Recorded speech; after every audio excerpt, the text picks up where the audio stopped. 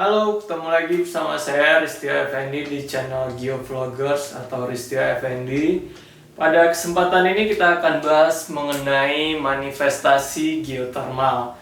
Apakah itu manifestasi geotermal? Apakah dari teman-teman sudah ada yang paham? Atau beberapa kali mungkin sudah menjumpai, tapi belum tahu kalau itu adalah salah satu dari manifestasi geotermal. Gimana? Kita lanjutkan. Manifestasi geotermal itu merupakan suatu kenampakan permukaan atau ciri dari adanya aktivitas geotermal yang muncul di permukaan. Nah, jadi kalau misalkan ada aktivitas geotermal di bawah permukaan, di subsurface bumi kita ini, nah, di permukaannya itu, permukaan bumi akan muncul manifestasi. Nah, manifestasi ini sebagai petanda atau tanda-tanda adanya aktivitas panas bumi di bawah permukaan tersebut. Nah, manifestasi geotermal itu ada beragam, ada banyak jenisnya. Manifestasi geotermal itu bisa kita kelompokkan menjadi dua. Yang pertama itu manifestasi berupa gas, keluaran gas, dan yang kedua itu adalah manifestasi yang berupa keluaran air. Nah, kedua manifestasi ini bersifat panas karena adanya aktivitas geotermal atau panas bumi di bawah permukaan terus muncul ke permukaan. Ciri-cirinya juga akan menyebabkan terjadinya perubahan temperatur di manifestasi tersebut. Nah, baik itu berupa gas ataupun air, dua-duanya akan panas. Nah, yang pertama itu adalah gas. Manifestasi tipe gas ini dapat dibagi lagi menjadi beberapa manifestasi. Yang pertama itu adalah fumarole. Nah, fumarole ini merupakan keluaran gas yang sifatnya langsung dari bawah permukaan menuju ke permukaan, perambatan atau transportasinya secara vertikal keluar berupa fumarole di permukaan. Nah, fumarole ini merupakan manifestasi yang dicirikan dengan adanya uap panas keluar dari celah-celah batuan dan mengeluarkan uap, kira-kira seperti itu. Nah, fumarole ini merupakan uap panas sebenarnya yang terdiri dari komposisi dari gas-gas, apakah itu gas H2S, gas karbon dioksida, gas metan, argon, nitrogen, dan lain-lainnya. Dan gas-gas ini merupakan ciri utama dari gas panas bumi yang berada di bawah permukaan. Nah, keluaran uap panas ini dalam bentuk fumarole akan membentuk kepulan-kepulan asap atau uap panas di permukaan. Nah, temperatur dari fumarole ini dapat berkisar di antara 90 dan bahkan bisa lebih dari 100 derajat Celcius. Oke, kita lanjut aja. Yang kedua adalah solvatar atau solvatara. Manifestasi solvatara ini hampir mirip dengan fumarole, namun di permukaan akan menunjukkan adanya endapan dari sulfur. Nah, biasanya adanya solvatara merupakan ciri-ciri bahwa panas bumi yang berada di bawah ini memiliki konten sulfur yang lumayan tinggi dan lebih tinggi daripada manifestasi fumarole, sehingga menyebabkan adanya endapan sulfur di bagian liang-liang atau lubang-lubang keluarnya uap panas ini. Keluarnya solvatara sebagai manifestasi panas bumi biasanya mencirikan juga bahwa kompleks tersebut masih muda, bisa jadi, dan atau aktivitas dari gunung api resen.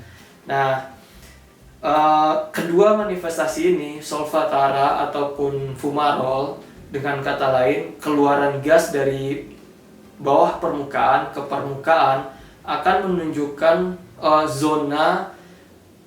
zona utama dari panas bumi tersebut, atau bisa disebut juga dengan zona upflow.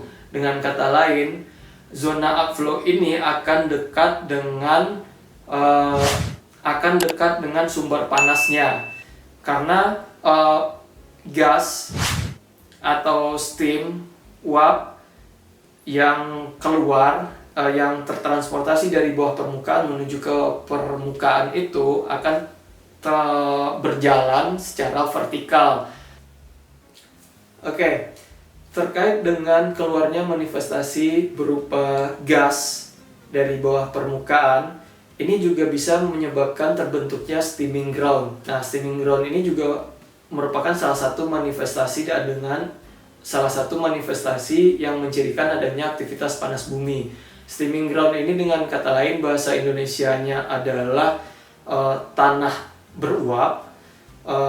Ya mungkin bisa dilihat dari gambar berikut. Tanah beruap ini dicerminkan dengan adanya kepulan-kepulan uap pada tanah, dan tanah tersebut juga memiliki temperatur di atas rata-rata tanah yang disebabkan karena adanya uap yang memanaskan dari bawah permukaan tanah tersebut. Oke, selain steaming ground bisa juga terbentuk mud pool. Nah, apakah itu mud pool? Mud pool merupakan kolam lumpur. Nah, kolam lumpur ini terbentuk karena adanya uap panas dari bawah permukaan yang kemudian memanaskan lapisan air tanah dangkal yang dari senyawa kimia uap tersebut yang mengandung H2S kemudian bereaksi dengan air H2O sehingga menyebabkan terjadinya reaksi kimia yang menyebabkan terbentuknya H2SO4. Dengan kata lain, terbentuknya zat kimia yang bersifat asam. Nah, asam ini yang lama-kelamaan akan melarutkan dari batuan atau tanah yang berada di sekitar fluida tersebut lewat. Nah, jadi dengan adanya uap panas dari bawah permukaan, kemudian memanaskan lapisan air tanah dan bereaksi dengan batuan yang karena asam kemudian menggerus batuan sehingga melelehkan batuan yang kemudian terbentuk menjadi lumpur. Yang lama-kelamaan lumpur tersebut terkena air, terisi air dan membentuk suatu kolam lumpur yang cukup besar. Nah, sekarang kita coba bahas manifestasi yang berupa air. Nah, air panas mungkin teman-teman juga sudah beberapa kali bertemu ya dengan pemandian air panas yang langsung keluar dari alam. Ya, contohnya saja ada di daerah Siater, daerah Lembang sana, dan banyak lagi pemandian air panas.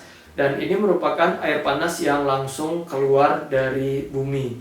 Nah, kenapa bisa keluar dalam bentuk air panas? Nah, air panas ini sifat masanya lebih berat daripada gas. Nah, sehingga untuk transportasinya akan mencari zona yang lebih rendah atau dengan kata lain menuju tekanan yang lebih rendah. Nah, karena air panas tidak akan keluar langsung ke permukaan secara vertikal karena tidak akan melawan dari gravitasi, kira-kira seperti itu.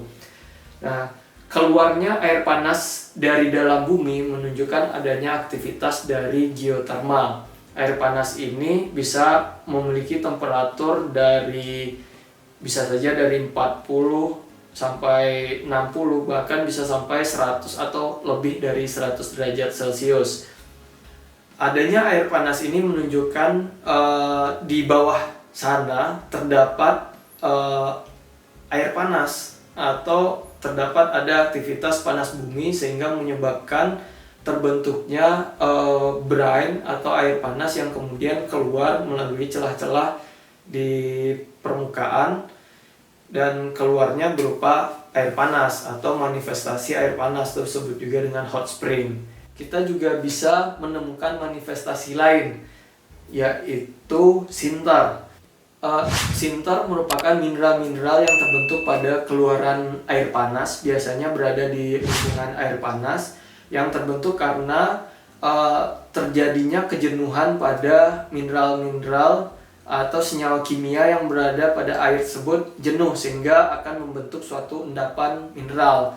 Nah, endapan mineralnya ini bisa berupa mineral silika atau bisa juga membentuk sinter dengan mineralnya adalah kalsit. Nah, sinter silika dan sinter travertin yang merupakan mineralnya mineral karbonat ini bisa terbentuk karena komposisi kimianya sudah jenuh dengan konsentrasi silika ataupun konsentrasi karbonat tersebut. Nah, sehingga pada keluaran air panasnya membentuk suatu endapan berupa silika ataupun berupa karbonat, sehingga disebut sinter silika dan sinter karbonat. Kira-kira seperti itu. Nah, sebenarnya masih banyak manifestasi panas bumi lainnya yang bisa kita temui. Namun untuk saat ini saya rasa sudah cukup di situ dulu aja yang harus kita pahami. Sampai ketemu lagi. Bye bye.